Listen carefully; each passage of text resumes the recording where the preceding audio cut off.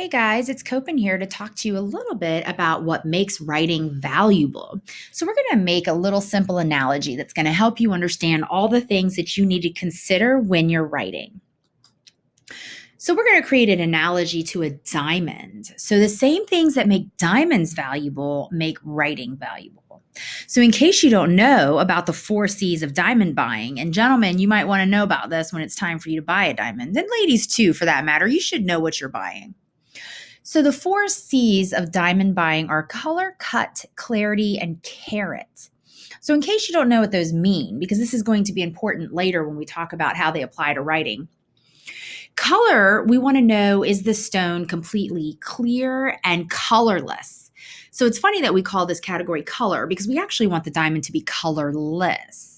But there are such things as chocolate diamonds that are brown and blue diamonds and yellow diamonds. They exist, but they're not as valuable as totally colorless diamonds. Cut is how it is shaped. So is it shaped as a princess cut? Is it square? Is it a marquee teardrop shape? Is it in the actual shape of a circle, like a regular normal circle cut?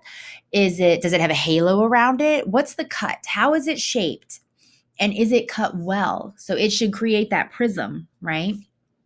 And the cut will depend, of course, on who you're buying it for and what you're buying it for. Clarity. This is about the stone being free from obstructions and dust. You should be able to see perfectly through it. Carat is, of course, how large the stone is. So it isn't one of the 4 C's that makes a diamond valuable. It's a combination of all 4 things. So in fact, a diamond that is 5 carats large is worthless if it's not clear or if it's not cut properly. If it's full of dust and debris, it doesn't matter how big it is, it's worthless. You also wouldn't want to have a 5 carat stud hanging from your ear. You'd probably tear your ear. Right? The size is important to the purpose. So if I were buying my 16-year-old daughter her first pair of diamond stud earrings, they're not going to be 5 carat earrings, right? They'll probably be a 1/4 carat because she's 16, right? Whereas if you're buying an engagement ring, that might be a little different. So a completely clear stone that's too small to be cut properly isn't going to be valuable either. So a little tidbit of information about diamonds. They're not actually all that rare.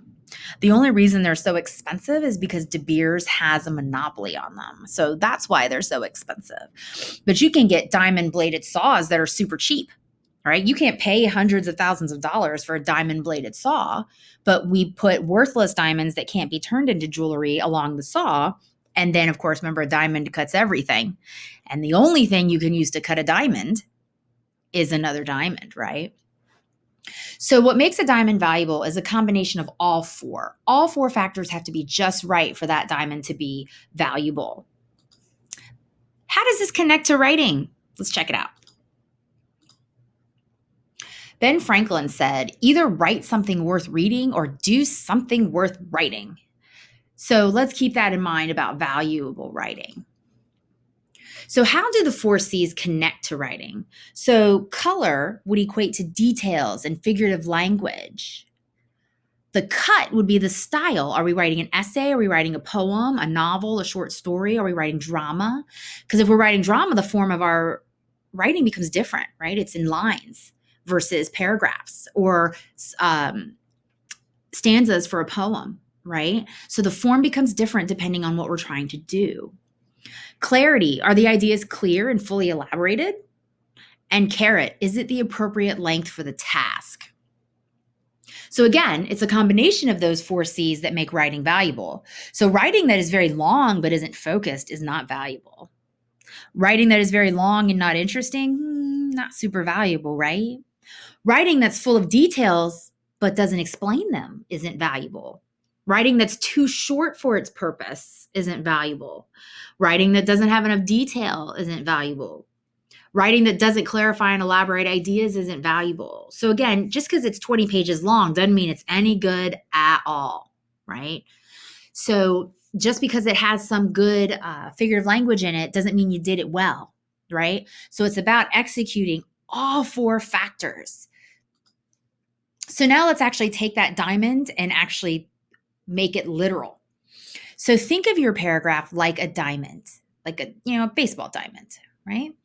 So you start with your point, right? We start with the point. We broaden out with our details, examples, elaborations, and connect it to our thesis. And again, we start circling back to our point as we begin connecting to our thesis and coming back to our topic sentence. That's where the beef is. That's where the muscle is. So start with your point, your thesis, topic sentence. Remember, all your topic sentences should link back to your thesis statement.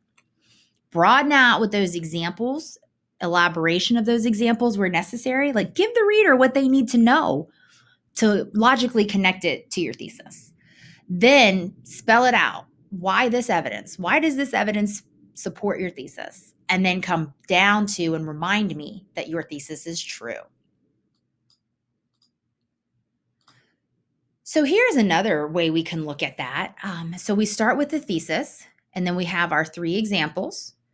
For each example, I elaborate and connect, elaborate and connect, elaborate and connect. And then I bring it back to my thesis. And if you look carefully, this is in the shape of a diamond too, isn't it? Look at that.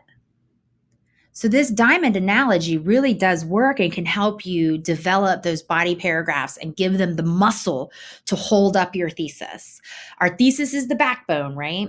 So then our body paragraphs, our diamond standard writing is the beef. It's the muscle that keeps those backbones strong. So here's another diagram. You can actually find this in the Schoology page. So it says exactly what we just said in a digital diagram format, as well as in this PowerPoint. So remember, writing is valuable when it has the perfect combination of all 4 C's: color, details, and figurative language, cut, the right format, clarity, all points are made clear and specific, and it's the appropriate length. All right, guys, you can do it. Let's go ahead and practice.